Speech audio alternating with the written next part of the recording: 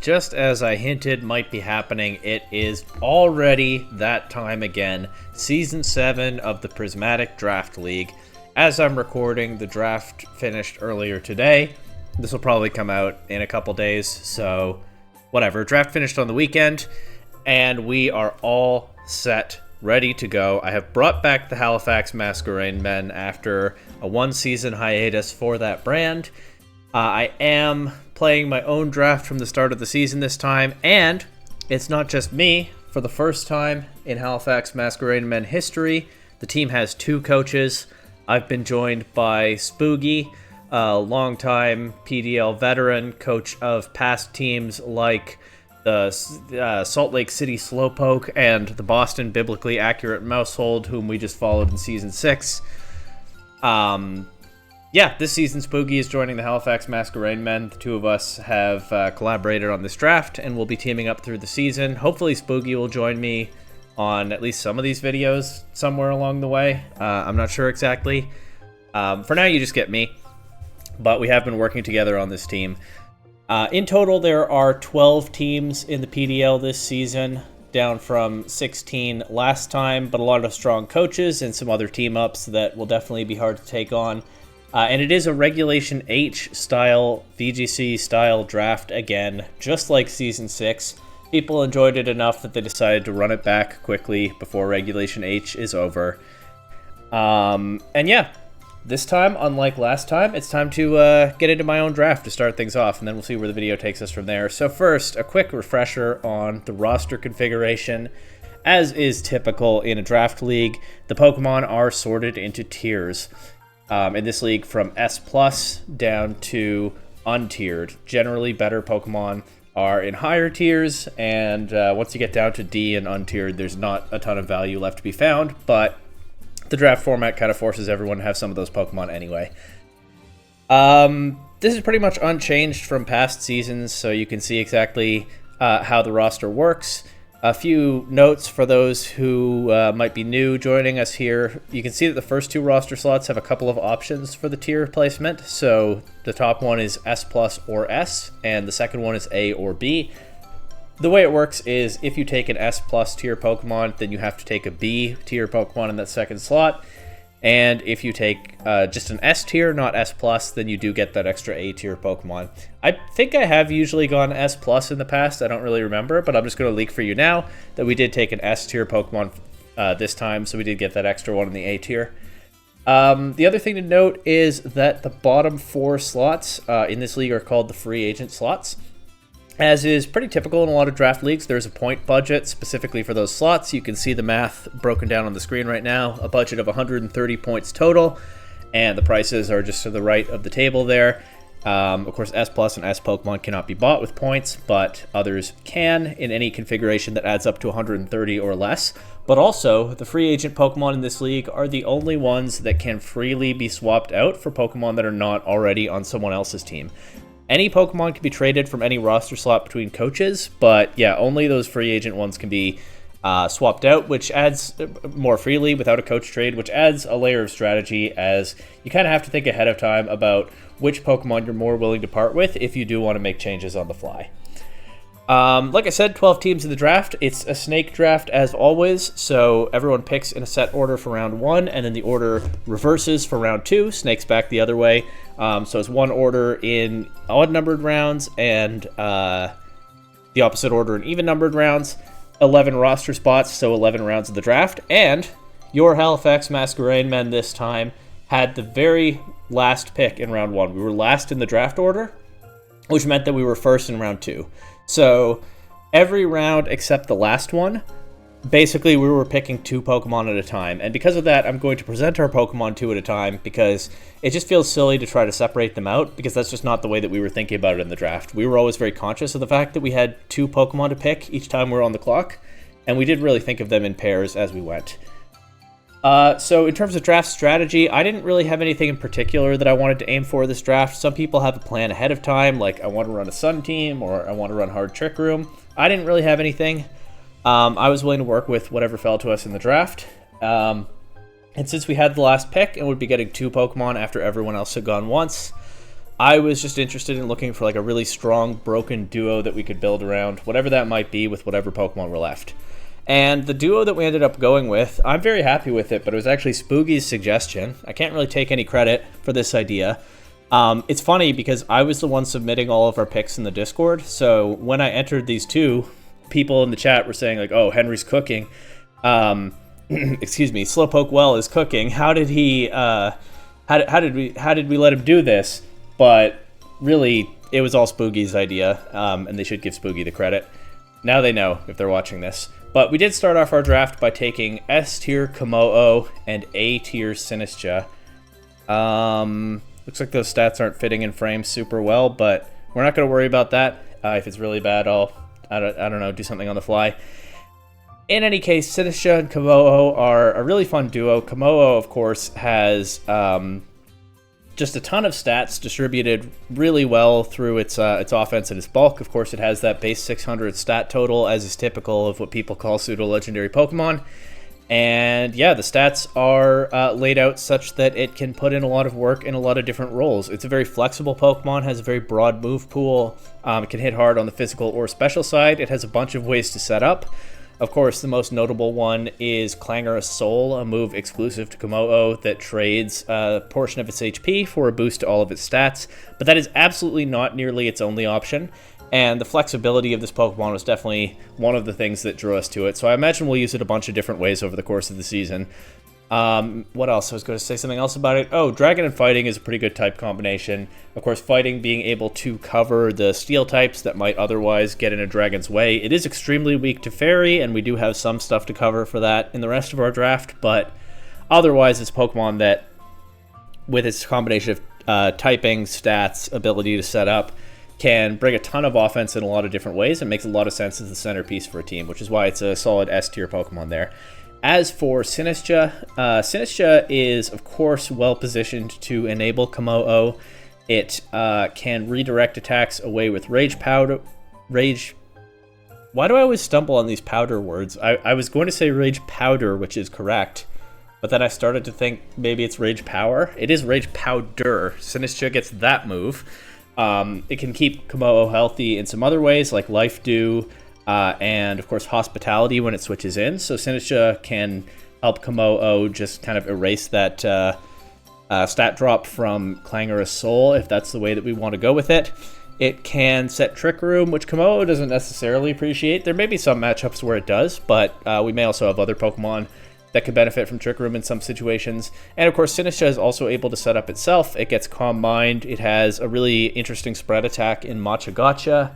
Ghost is a pretty strong offensive type, so I know I've been thinking of Sinistcha mostly as a support Pokemon, but it's not necessarily always pigeonholed into that role. It could go on the offense itself in some matchups, and honestly, I think Spooky was thinking of that more than I was in the draft. But definitely a Pokemon with a lot of flexible options. Both of these Pokemon are, and they pair pretty well together.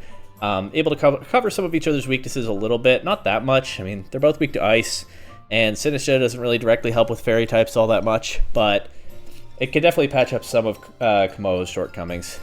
Our second pair of Pokemon that we picked, of course, it's a long wait in terms of the number of picks as the draft snakes all the way around twice and then finally comes back to us. But in rounds 3 and 4, we went with Tinkaton and Morgrem. So already we have a Fairy Dragon Steel core. In fact, we have 2 fairies right here. And Tinkaton, yeah, I mean, it completes the Fairy Dragon Steel core by itself, but a lot of why I was drawn to this Pokemon is it can help deal with the Fairy types that threaten Kommo-o that I keep talking about, right? That base 75 attack stat is, let's be honest, not very good. I think a lot of VGC players figured that out pretty quickly, but that Gigaton Hammer does actually hit harder than you might think. It is an extremely powerful attack, and while Tinkaton's ability to make use of it can be disappointing, you can't sleep on it too much, especially in a draft format like this where not everyone's team is operating at maximum power level for the format all the time. Tinkaton also has strong support options. It gets Fake Out, which was something that we knew we wanted with Kommo-o. It does it get Faint? I think it does. It gets some other support techs. I'm not super up to date on them. I used Tinkaton a little bit back in Regulation C, but I haven't really kept my knowledge of it up to date. But I'll get caught up before I'm building with it. but I know that it has some tools to work with. And Morgrim also can enable a setup mode with basically the same support options as Grimmsnarl. Of course, it doesn't have the same stats. Notably, the attack stat is a lot lower, but it can set screens. It can bring speed control. I believe it gets parting shot like Grimmsnarl does. Probably another fake out user. I'm not 100% certain that it gets all of these things, but it at least gets most of them. And so it can put in a lot of work supporting Komo'o or some other setup attacker like Sinistcha or something else. Or just enabling its teammates to open holes and helping to keep Tinkaton going, keep it tanky, and able to throw off some hits itself. Yeah, so these are two fairy types that I think both complement the first two picks extremely well. And if you've been hanging around the PDL for a while, you know that Morgrim and Tinkaton can run some interesting game plans together between the two of them as well. But we'll see if any of that happens in the course of this season. Up next, in rounds 5 and 6, we took Salamence and Azumarill.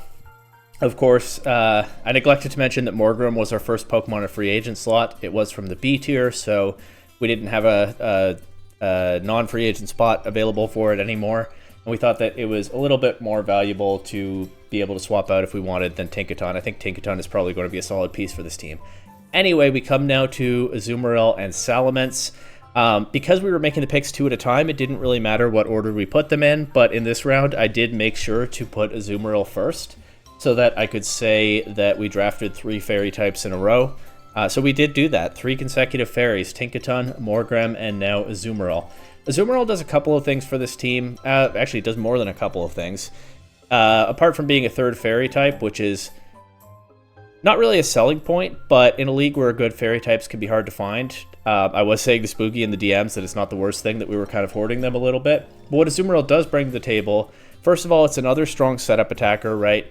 With huge power, that attack stat is effectively 100, really. Of course, you don't have to run huge power. It also gets Sap Sipper, but most of the time it's probably going to run huge power. It can set up with Belly Drum. It can also benefit from support from Pokemon like Sinistcha, Tinkaton, and Morgrim. Or it could go Choice Banded or Assault Vest or something else. Throw off Priority Aqua Jet and whatnot. Stronger play rough than Tinkaton. It also gives us a water type, so we now have 2/3 of a Fire Water Grass core with Sinistcha and Azumarill. And Azumarill... yeah, I mean, that's its main thing. It's a strong attacker with something like Belly Drum and a Choice Band. Belly Drum or a Choice Band, I mean, and huge power. But it has some other game plans that it can work with as well. And we'll probably see those at some point. You'll see what I'm talking about. And then Salamence is an idea that I can take credit for. With our last A-tier spot, we've gone Double Dragon here.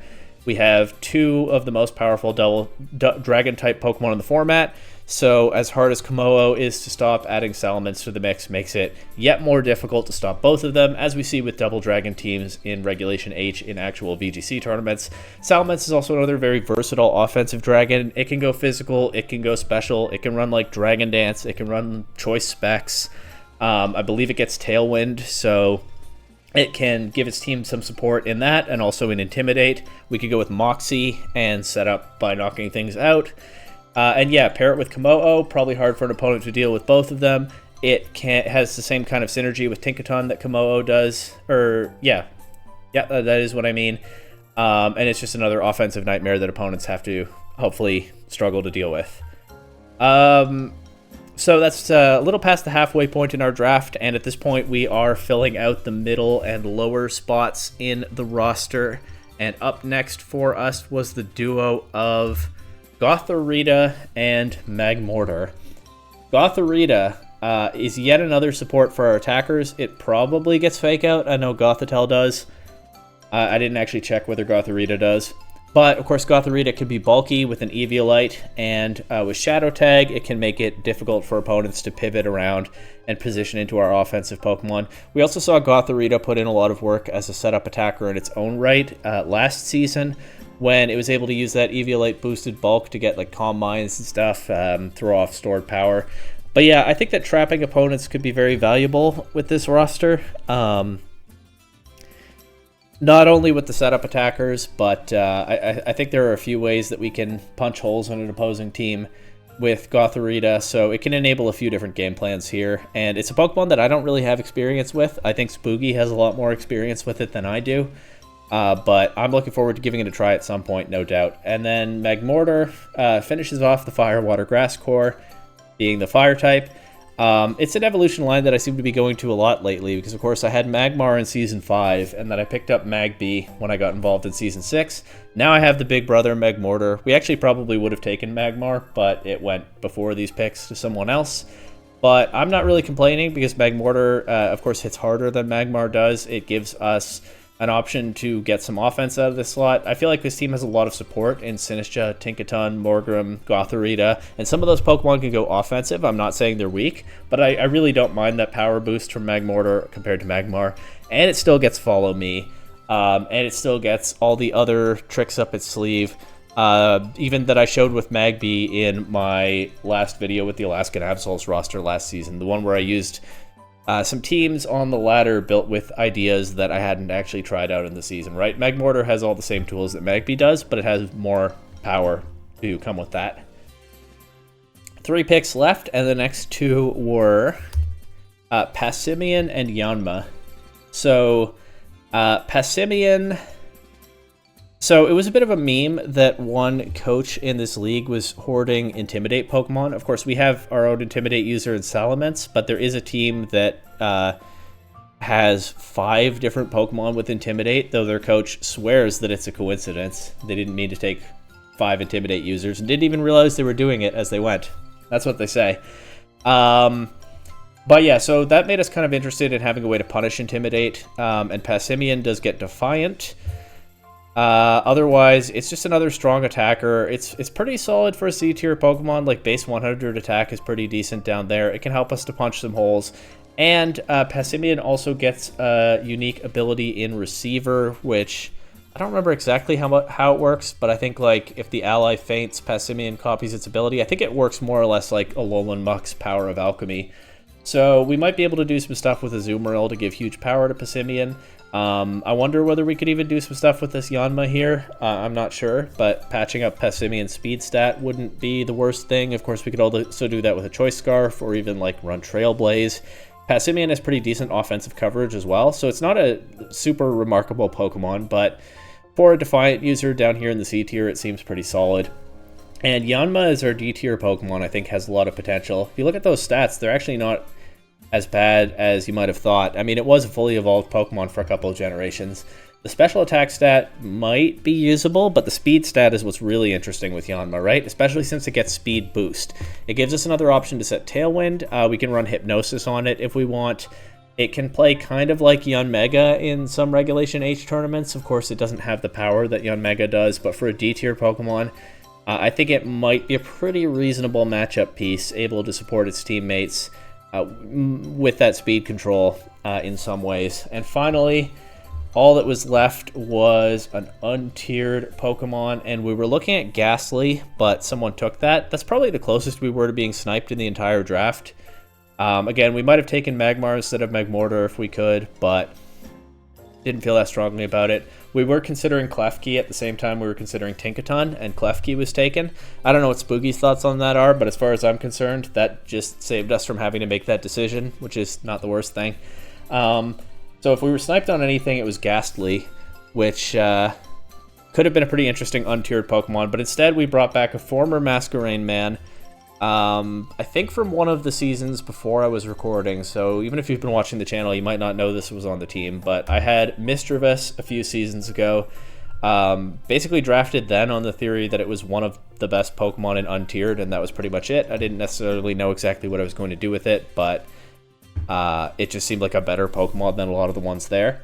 And I think that holds up. Speaking of Pokemon that used to be fully evolved, and I mean, it has Gen 2 stats, but there's some usable stuff here. If you have been watching the channel for a while, you have seen Miss Magus put in work a couple seasons ago. And Misdreavus has, you know, it has similar game plans available to it, again, without the stats. But Ghost is a strong offensive type. It has a good support move pool, Misdreavus does. You could get the jump on some opponents with a setup set, maybe. And I've been beating around the bush, but I mean, Mischievous does give us a second Parish Song user along with Azumarill if we want to go that route at some point. So it definitely rounds out this team in some ways, but again, I wouldn't expect too much from an untiered pick. We are kind of down at the bottom of the draft at this point, and so that's how it goes. But yeah, Komodo, Sinistcha, Salamence, Tinkaton, Gothorita, Passimian, Yanma, Morgrem, Azumarill, Magmortar. Some pretty obvious game plans there, and maybe some not so obvious game plans. It might be kind of a weird team to use. It might take me a little bit of getting used to. I think there are some very kind of spooky coded ideas built into this, so some things I might pick up more easily and some things Spooky might pick up more easily, but between the two of us, I think we can have a lot of fun with this team for sure. And now we're going to look at what happened in the rest of the draft. I have prepared images for the other 11 teams as well. That's part of why it took so long to get set up here. So we're going to go through them one by one in draft order, of course, and that starts with the team that had the first overall pick.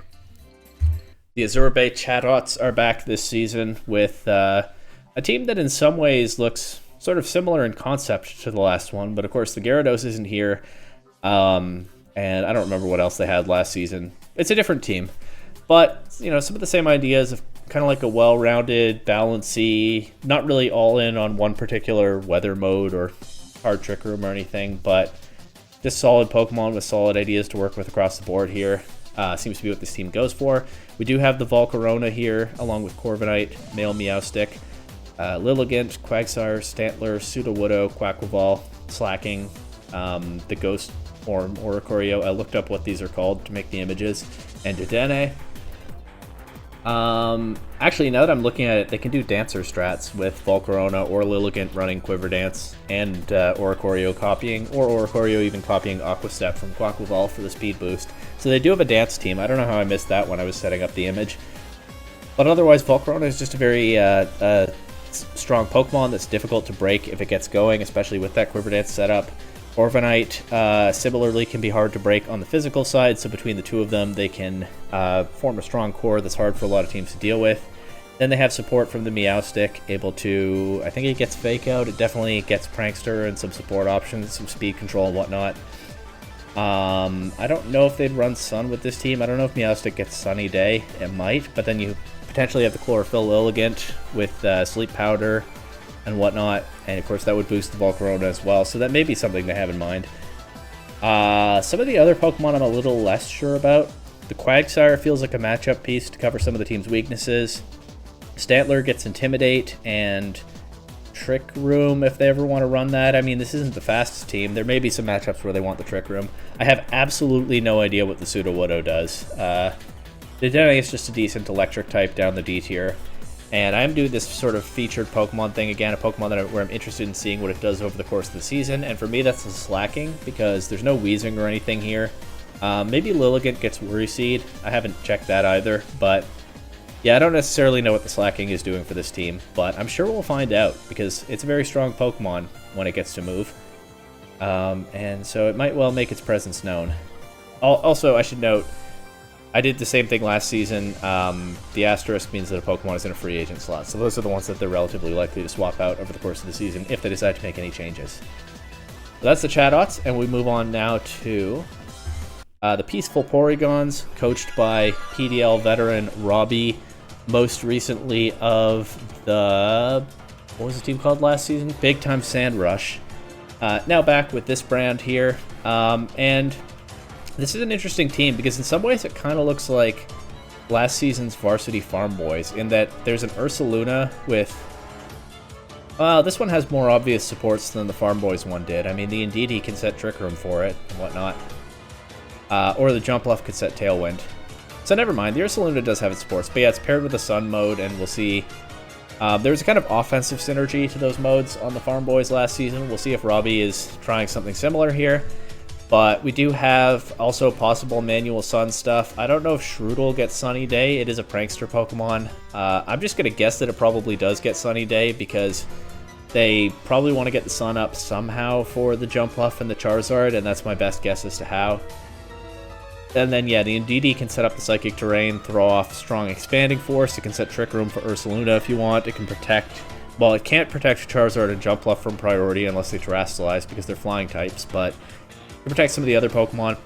Electros is interesting here. Of course, it's an electric type with Levitate, so you could play Disquake games with Ursaluna and Electros. That may have something to do with what it's here for. Gastrodon can help protect both Ursaluna and Charizard from water-type attacks that give them trouble. Indeedee could run, or not Indeedee, Hitmonlee could run Unburdened strats with the Psychic Terrain. So my guess is the reason that it's here is something to do with that. Of course, it also gets Fake Out, which is not complemented by the Psychic Terrain, but it has some other moves like Wide Guard, and it can hit reasonably hard. Probably gets Coaching. I think a lot of fighting types do. Mimikyu is another good Trick Room setter. I don't know why I'm focusing so much on the Indeedee when Mimikyu is down here. There are a couple ways to get Trick Room up for the Ursaluna. Magby, again, carried over from last season's Alaskan Absols, and it means that all 3 members of its evolutionary family were drafted. I wonder whether we'll see some of the same Magby tricks that I thought of last season. But the featured Pokemon down here is Satoddle, because I have absolutely no idea what that Pokemon does. I know what Satitan does, with its Belly Drum, Slush Rush, or Thick Fat game plans. Maybe Satoddle can do the same thing, but worse. I don't know. So if it ever comes to a game, I don't know what I'm going to expect from it. Of course, we saw Robbie put in a lot of work with Belly Drum Ice Cube last season, so if that is what Satoddle does, it might actually be able to do some work here, but I don't know. I'm going to take a quick sip of my tea before I move on to the next one, but that next team is the Liberty Garden Garchomps, and if you couldn't tell from the Pokemon selection, the coach here is Silver of last season's Mobile Mudkips.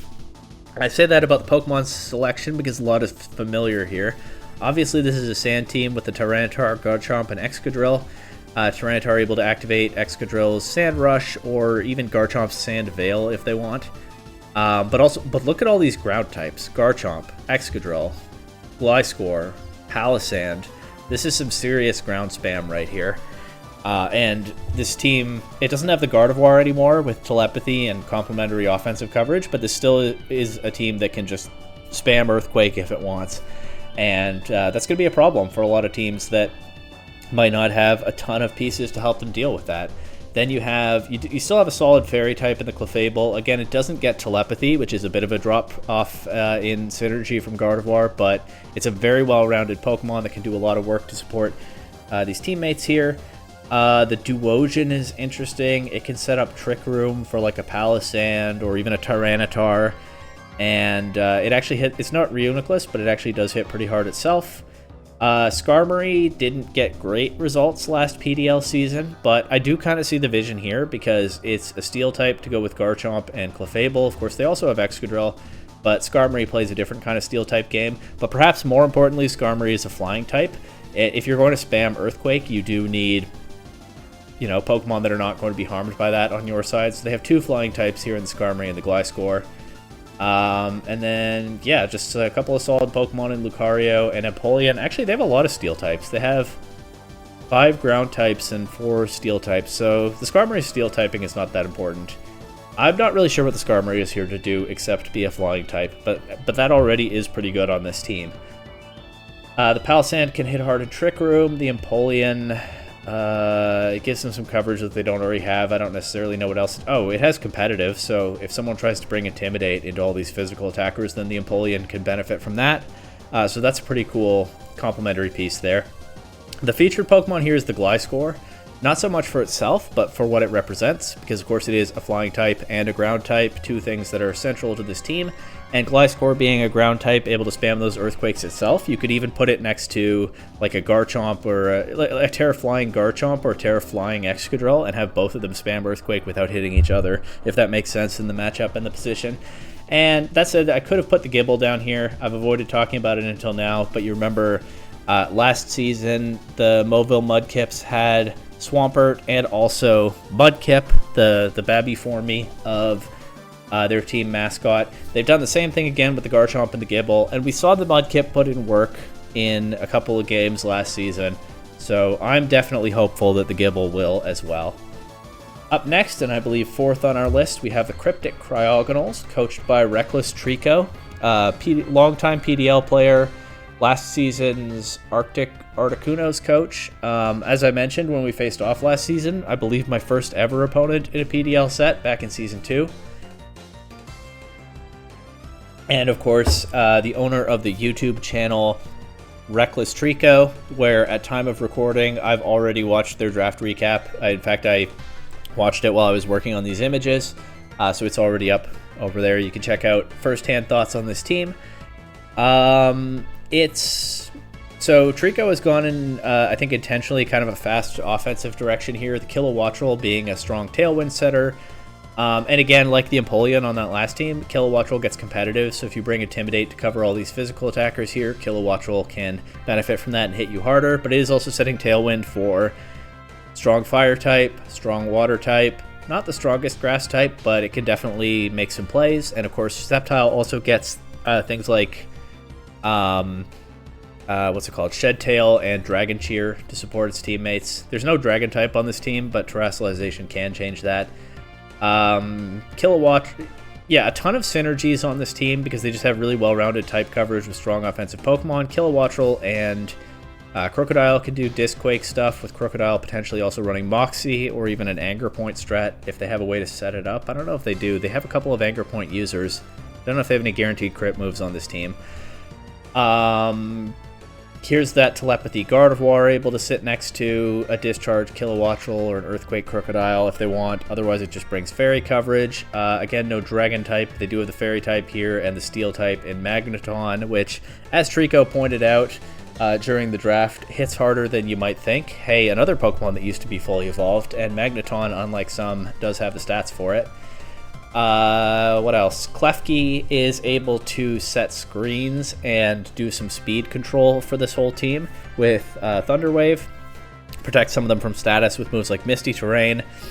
I think it's a very good Pokemon to pair with what could be kind of a fast, bulky offense kind of team, right? Like Gyarados already takes a lot of hits pretty well. Hisuian and Arcanine can probably. Tauros probably can. Give them some screens, and they might genuinely be hard to break while they go to work breaking the opponent's team with just strong synergies and offensive positioning. They got the mascot here, Cryogonal. I don't know what they're going to do with that, but I feel like if you draft your mascot, you want to do something cool with it probably, which is why it's down here. And finally, the Litten. It's Baby Incineroar. It gets Fake Out. I think it might get Parting Shot. It can do surprisingly many of the things that Incineroar can do without having the same stats, but for an untiered Pokemon, I think it definitely has a lot of usability here.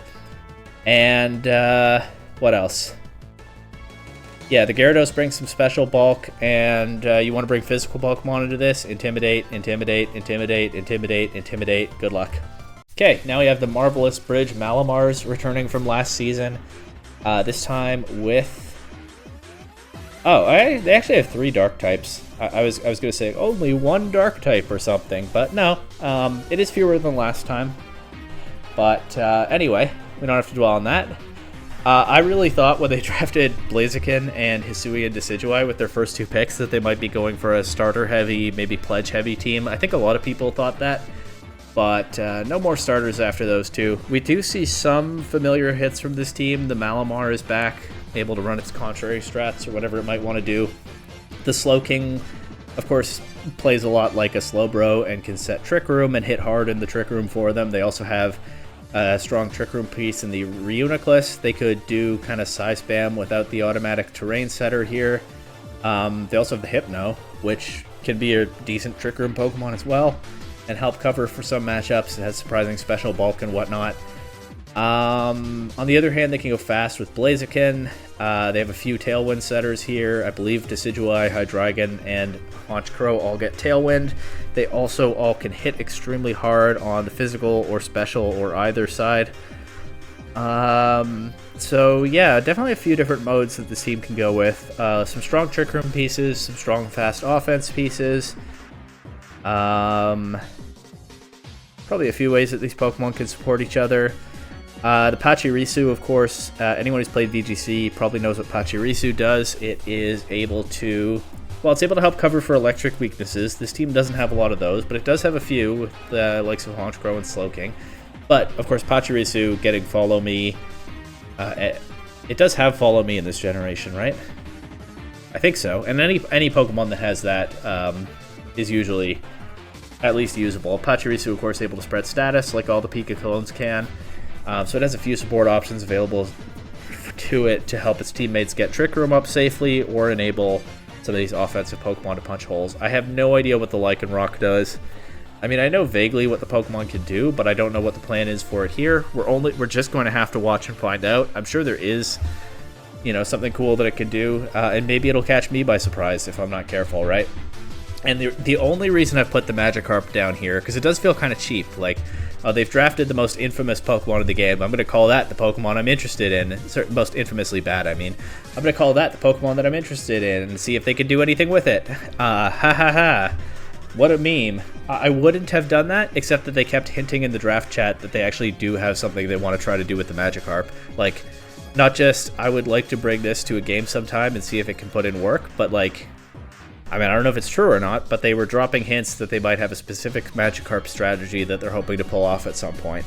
So either way, I'm looking forward to finding out what that is, whether it works or not. Up next, we have the Foraging Furrets. I believe coached by someone new to the league. Please excuse me if you're not new and I'm mistaken. I think you are. It always makes me a little nervous when I say that, because what if at some point I get it wrong? But I mean, this is the most Wolf Glick coded team I've ever seen in draft. It might be Wolf Glick himself undercover for all I know. Because, of course, you have the Gothitelle and the Politoed. Immediately you think Rain, and immediately you think Perish Trap. You think both of those things at the same time. And sure enough, there are strong Rain attackers here in Kingdra and Poliwrath. Kingdra, it can be a physical attacker, more likely to hit hard on the special side with, like, Hydro Pump. I think it gets Muddy Water, Draco Meteor, or Dragon Pulse if you prefer. Hurricane. Poliwrath able to run Swift Swim and hit hard on the physical side, or it even gets like Hypnosis if you want. It also gets Belly Drum, so if you can enable that with, say, Fake Out support from Pokemon like Gothitelle, Raichu, Torracat, actually a lot of Fake Out users on this team, then you might be able to get something going there. But yeah, the Gothitelle also can trap Pokemon, the Politoed can set the Perish Song up. I just noticed they also have Scrafty. So not only is that another Fake Out user, I think, and an Intimidate Pokemon, but also it's another of Wolf Glick's favorites. This might actually be Wolf Glick undercover in this draft league. Wait a second. Hold on, wait. This person might destroy all of us because they're Wolf Glick. I don't know. Probably not. Raichu, of course, is able to use Lightning Rod to redirect electric attacks away from the 3 water types on this team. It can throw off a Thunder in the rain if it really wants to. It can give them some speed control with Electro Web. Pokemon like it and Scrafty can help them kill the Perish Song turns, keep the Gothitelle alive. And like I said, they have a bunch of Fake Out users. They have Intimidate from Scrafty and Torracat. Trapinch is actually another Trapper. It's probably going to have a harder time staying on the field for 3 turns than Gothitelle is, and it can't trap Flying types or Levitators because it has Arena Trap instead of Shadow Tag, but it is a Pokemon that can set a trap, and it's also one of the very slowest Pokemon in the game, so I don't see... I mean, this team does have a Trick Room setter. I think Gothitelle can set Trick Room, but there's not much of a Trick Room game plan on this team. But in an opponent's Trick Room, maybe Trapinch puts in work with that base 100 attack stat that not everyone knows about. Literally the same attack stat as this fully evolved form Flygon. Its attack actually goes down when it evolves into Vibrava, so don't sleep too much on Trapinch. They have double Frogs with Politoed and Poliwrath. I just noticed that. I have absolutely no idea what the Shroomish does, but it does get Spore, so... I mean, I think it has, like, no stats and doesn't really do anything else that I know of. But it does get Spore, so I guess you can't sleep on that, or else you might be forced to. And then, of course, they have one of my favorite Pokemon, Serperior, giving them... I guess they do have a Fire, Water, Grass core with this, and pick a Water type. But also, it's a stronger offensive piece if they want than some of these other Pokemon, but it also can give them speed control with Glare. It can set screens. Yeah, it could actually, Serperior can do a lot. You think of Leaf Storm and Contrary with Serperior, but it could do a lot on the support side as well to help keep Gothitelle alive, if that's what the situation calls for, or it can throw off those Leaf Storms to complement the water coverage in a rain mode. Furret gets some moves. It gets Tidy Up. I don't know what else it gets. It has like no stats, but it has some support options, so it could definitely put in work some weeks. The Politoed is down here because, of course, it's the key to both of the main obvious modes on this team. It sets the rain and it sets the Perish Song, so I kind of had to go with it here. Up next, we have... Oh boy, okay. The Varsity Farm Boys are back, the defending champions, and they may defend it because, good grief, look at this team. This is the only one for me, and I think for a lot of us, where we're like, wait, hold on, how did we let them draft this? You know what some of these Pokemon do, because the Farm Boys had them last time. Garganacl, Blissey, Physical Bulk, Special Bulk, Salt Cure, hard to break. I tried very hard to break this team in the quarterfinals, and I fell short, and, you know, felt kind of vindicated when everyone else in the playoffs also fell short, and it fell short, and they won the championship. They don't have Ursaluna this time. Instead, they have another broken S+, I think, but certainly high tier threat in Archaludon. This one maybe scarier because, of course, it also is able to play a bulky game, especially if you set up the stamina, and they have Greninja to help them do just that with Side Water Shuriken into their own Archaludon, so they can boost the heck out of the defense on this, and they can go bulky with this and this. Then they have Redirection with the Magmar, so even harder to break these Pokemon. Then they have Priority Healing with the Comfey, able to use Floral Healing to keep these Pokemon healthy. I joked in the draft chat that people got a little bit too close to breaking this core last season, so they said never again and threw in the Comfey. But yeah, it feels very real. This is going to be a really difficult team to take on. Of course, last season, they also liked to set up the Swamp effect with the Pledge combo of Water Pledge and Grass Pledge from Empoleon and Bayleaf. And guess what? They have the same thing this season, but even better, because now they get Greninja's speed stat and Venusaur's special attack. That's an upgrade in both both the speed and power of their Pledge combo, and they still get the Swamp set up, and it's all the harder to get going as Garganacl goes for an Iron Defense or what have you, and Greninja has those two modes that it slots onto very nice. Not even two modes because you can run them together, but those two combos that it can pull off very nicely with Archaludon and Venusaur. And then Fake Out support from this. Charge-a-Bug can make Greninja, Venusaur, Archaludon, even Ghastly hit harder with their special attacks thanks to its battery ability. There are a bunch of weather teams this season, and they have Altaria, which can cancel out weather with, I think Cloud9 is the name of its ability. Weather just doesn't work while it's on the field.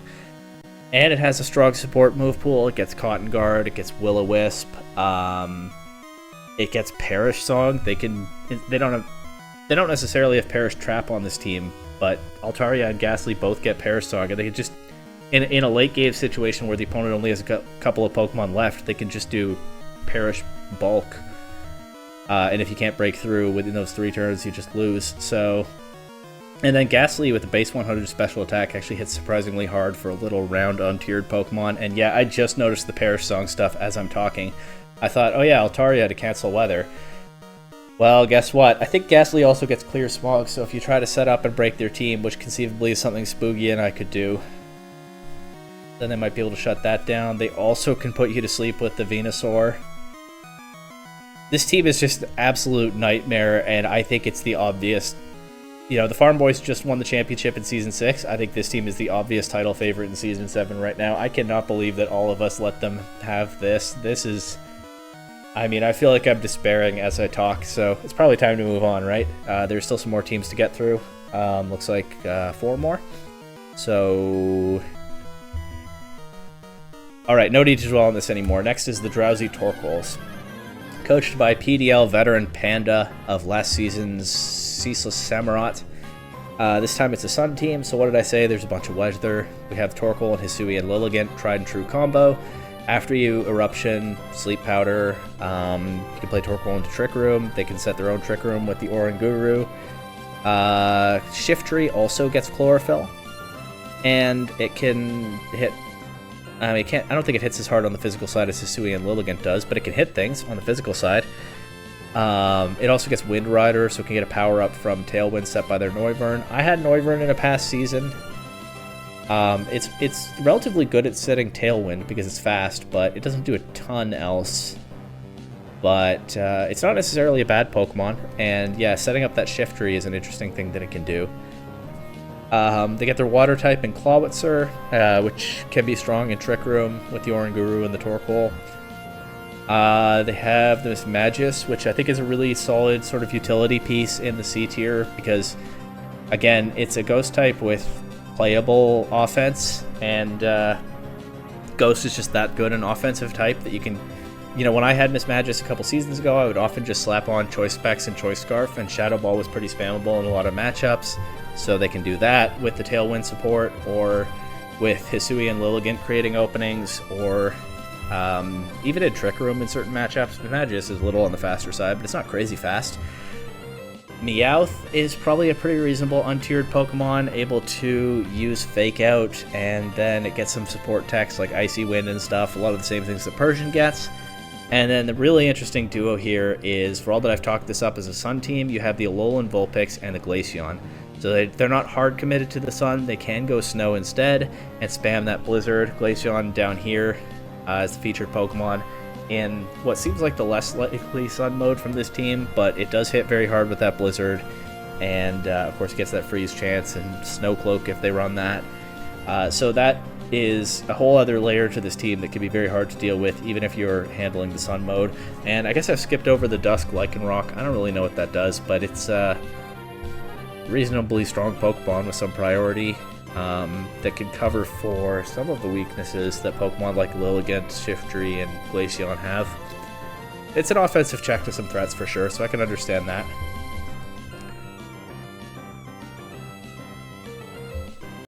Then we move on to the regional Reshirams. This team has the same coach as last season's Send It Sandshrews, and you know it's this guy because he loves Gallade. He picks Gallade like every season, and the Gallade is back. What else does this team do? This is a super bulky team. This is probably not as nightmarish as the Farm Boys, which I mean, I don't even want to look at it right now, but this is also a very bulky team that's going to be hard to break, right? The Porygon 2, able to run the Eviolite, take a lot of hits, get download boosts, hit things hard, recover off any damage, set Trick Room, and then they have a pretty strong Trick Room team in general here, because you also have the Chandelure, which has a very high special attack stat, good offensive typing, and can set Trick Room itself. You have the Gallade, able to set the Trick Room, Wide Guard, offensive synergy with its fighting and psychic stabs. You have, of course, the Amoonguss, one of the slowest Pokemon of the game, able to get Spore. This was the only team that saved its S or S plus tier Pokemon to the last round of the draft. And they still got a very good one, as Amoonguss is very strong in those slow game plans. Gets Rage Powder, Spore, Pollen Puff. You know what Amoonguss does. It's going to make the whole team harder to break, while Gallade and Chandelure are throwing off strong attacks. Porygon 2 is supporting or attacking. There's a lot that it can do. And then a couple of bulky Pokemon in Toxapex and Fortress, where I'm not really necessarily sure what they're cooking with them, but they're going to make the team that much harder to break. And they're also pretty slow and can work in a Trick Room game plan, maybe. I don't necessarily know what their roles will be. That said, this team can also go fast. It has one of the fastest Pokemon in the format in Jolteon, so that definitely takes some pressure off of the Trick Room mode to hard carry. If the speed control game is getting away from them, Jolteon might be able to help turn it around. Braviary probably gets Tailwind. It also gets Defiant and hits reasonably hard. They took our team's mascot, Masquerainmen, way earlier in the draft than I would have considered it, so there was not really any thought to drafting the mascot for me this time, but it gives them Intimidate. It gives them some other possible speed control. I don't necessarily know what else it does, but those are pretty good things. Primarina, of course, is just a very strong Pokemon that's pretty splashable in a format like this. It is seemingly falling off a little bit in VGC, but of course, this is a draft league. Not everyone has all the strongest Pokemon. Everyone has to make some concessions and take some lower tier Pokemon. So Primarina does stand out for being very strong, and it put in a lot of work for our Alaskan Absols last season. And yet, having that powerful water type complements the Chandelure pretty nicely. And the Amoonguss, and is definitely a Pokemon that can play well in Trick Room, as we showed last season. And with Amoonguss keeping it healthy, it could be hard for a lot of teams to deal with. All that said, the Pokemon down here is the Hisui and Zorua, because someone drafted it last season, and I was looking forward to seeing what kind of tricks it might play with Illusion, and then They never ended up bringing it to a set. I think they meant to at one point, but it didn't work out. So once again, we'll see if Hisui and Zorua gets a chance to show us something cool this season. Obviously, Illusion could be useful on a team like this. Like, Hisui and Zoroark can be pretty cool on Trick Room teams because you get Bluff as the Trick Room setter and make it hard for them to figure out what kind of game plan you're running. That works a little better for Zoroark because it's faster and has some offense, but Zorua could play some mind games for sure, and I hope that it will.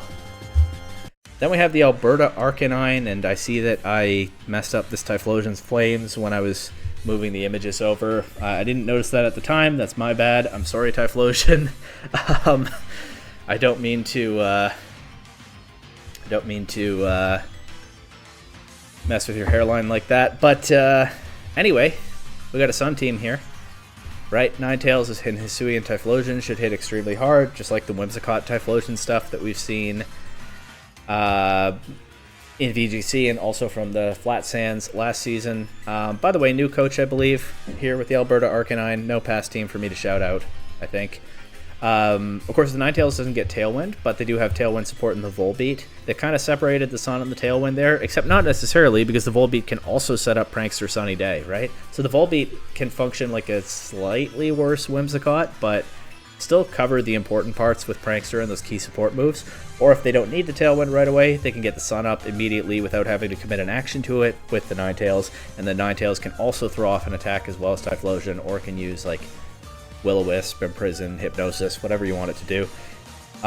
They can do Trick Room stuff if they want with Hatterene. They have Porygon Z, which is a very strong attacker, not especially fast, so I could see a possible Trick Room mode there, or Porygon Z could work well with the Tailwind from Volbeat as well. So they have some serious Tail Room potential with this team. And then they have a bunch of bulky Pokemon, Alomomola, Knucklestack, Chansey. They literally have the unevolved version of the Farm Boys core that I've been so scared about with the Knucklestack and the Chansey. Just missing a Duraludon, I guess. But we've seen the duo of Garganacl and Blissey put in work already, and I'm sure we will see it again this season. These two, one of them can hold an Eviolite. Knucklestack, I believe, does get Salt Cure, just like its evolved form. So they might be able to put in some work. Alomomola, also pretty bulky. It has some support options, not as many as you'd think. I have drafted Alomomola in the past, and I was a little bit underwhelmed, but it can give them some speed control. It can give them a little bit of support. It's possible they do something cool with it. Lapras, I don't necessarily know what it's for on this team, but it has pretty good stats. Actually, they could do this is another team that could do Perish Trap. They're not leading as hard into the Perish Trap as this team, where, I mean, the Gothitelle Politoed is pretty obvious at this point. Thanks, Wolf. But you can try to do Perish Trap with Lapras and Gothita. I don't know if Gothita has the stats to pull it off, but I will not be at all surprised if we see it this season. And by the way, that's all three of this Goth evolution line drafted by teams with Perish Song. So we'll see how that works out for everyone. But that's probably is one thing that the Lapras is here for, and otherwise it has reasonably good stats and pretty decent offensive typing. It can definitely put in some work. And then of course another Pokemon that can put in some work is Smeargle, which I put down here because Smeargle was their first round pick. You know they have some intention behind taking it. And of course, it's the most versatile Pokemon in the game, able to learn any move. So, who knows what it's going to do. I'm scared to find out in some situations, because you have a Pokemon like this that's this unpredictable, and remember, a closed team sheet league, enabling strong Sun offense, fast offense, Trick Room, Bulk, even Perish Trap. This team is actually a lot like the Farm Boys rosters of both recent seasons, in that they have a ton of different modes that they can work with and strong supports for all of them. So I wasn't thinking that. When I was trying to think about the top threats in this league going into this recap, this team wasn't necessarily on my radar, but the more I think through it, the more I think this is a dangerous team, and we're probably going to see it over the course of the season. Then we have the Florida Phalanx. This team coached by two people. Last year's runner-up, Ninja Meerkat, formerly of the Dallas Dragapults, and PDL founder Shadow, formerly of the Alaskan Absols, who had to step away last season and handed that team off to me, but now is back in a co-coaching role with Ninja Meerkat. So, very solid players there. You know that this team is going to make some noise, even if I don't necessarily understand all of the choices here at a glance. I mean, it's a pretty strong, well-rounded group of Pokemon. I don't necessarily know what the game plans are that they have, but I think we've seen that just having a good, balanced mix like this can be enough to do extremely well in a draft league. So I do trust the process here, even if I don't completely see the vision right off the bat. They do have a strong Fairy, Dragon, Steel Core, and Dragapult, Sylveon, and Metagross, so that's going to be hard for teams to deal with. I guess they also have Fire, Water, Grass. The Grass type is Thwackey, which it's not the worst. I mean, it's Teenage Rillaboom, and it turns out any kind of Rillaboom can still put in work. They have the Oricorio, which can do Dancer Strats with the Venomoth, so they can do Quiver Dance setup that way. Of course, Electabuzz is one of the best redirectors in Regulation H right now. It gives them an electric type with all that type diversity that they have. It can do speed control with Electro Web. It gets taunted and whatnot. Aqua Breed, Paldean, and Tauros gives them just a strong water type Intimidator. So yeah, this reminds me kind of last year's Big Time Sand Rush, actually, last season's Big Time Sand Rush, even though it's a different set of coaches, in that, you know, there's nothing that jumps out at you like a Ninetales Typhlosion or a Politoed Gothitelle Kingdra here, but it's just a really solid, well-rounded mix of Pokemon. I haven't even talked about the Mudsdale, which of course is very strong under Trick Room, or the Pokemon down here, the Ambipom, which is one of the most disruptive, fast support Pokemon in this format. We've seen it put in work in the PDL time and time again, including, I believe, as a champion on last season's Farm Boys, with that Technician Fake Out, and then a ton of support move pool to go with that. Yeah, so there's not really one specific game plan that jumps out at me. This is just going to be a hard team to prepare for every week, because there are a ton of things it can do. And if they get the matchup and the positioning right, they can beat anyone. But, we'll see. I don't know what this Spupa does. Well, we'll find out, I'm sure. They seem glad to have it, so yeah, we'll find out. But that's it. This is just our own roster on this last image here. In case you've forgotten at this point, we took Komodo, Sinistcha, Tinkaton, Morgrem, Azumarill, Salamence, Gothorita, Magmortar, Passimian, Yanma, and Mischievous. There are a lot of strong teams that we'll be competing with, but I think our team is strong as well, so, you know, one hopes we'll do pretty well. Couple of programming notes before I wrap up this draft recap that has gone way longer already than I thought it would. First, as you know, last season, if you were watching, I covered the entire league, watched every single set, did commentary, covered all the trades and whatnot. I did that because I wasn't originally playing, but I wanted to still do something. It was a lot of work to keep that going once I did take over a team and was also playing. And I was thinking that I might not do it this time, but I did really enjoy watching all those replays. I enjoyed the commentary practice I was getting. Honestly, I even kind of think it gave me a leg up on the competition playing in the league, because turned out when I was watching all of everyone's replays, I learned some things about how they tended to use their teams that some of their opponents didn't necessarily learn, or some people didn't necessarily know about me when they weren't watching all the replays. So I think it was kind of a win-win-win, except in that it was a lot of work, and it put me in a real crunch on Mondays sometimes when I was rushing to get the videos done. And I'm not so sure this season that I'll have time to do that each week. So, tentatively, what I'm thinking I might do is 2 PDL videos a week. One covers my set, like I did in Seasons 4 and 5, and the other covers the rest of the league, like I did in the early part of Season 6. Probably the one for my set would go up on like Sunday or Monday as usual, but the point is that the one for the rest of the league would go up later in the week, maybe like Friday or Saturday, and that way I would have some more time to work on that one, and I wouldn't be in a crunch as soon as the sets were done, or as soon as Sunday night passed. And that might be a viable, sustainable way to do it. So I'm going to try that out at least. I don't know if it'll last the whole season, but I'm hoping that it will work out. So we'll give it a go, and hope that it does. Other thing is, it's December. It's Toronto Regional and also holiday season, I'm expecting to be away from home for a significant chunk of this month, and that might disrupt uploads and commentary. I will definitely not be playing every week. Again, we have 2 coaches for this team. Spoogie will probably be playing some weeks, and I am already kind of suggesting that Spoogie should play some of the early ones in particular, while I'm not always here at my desk.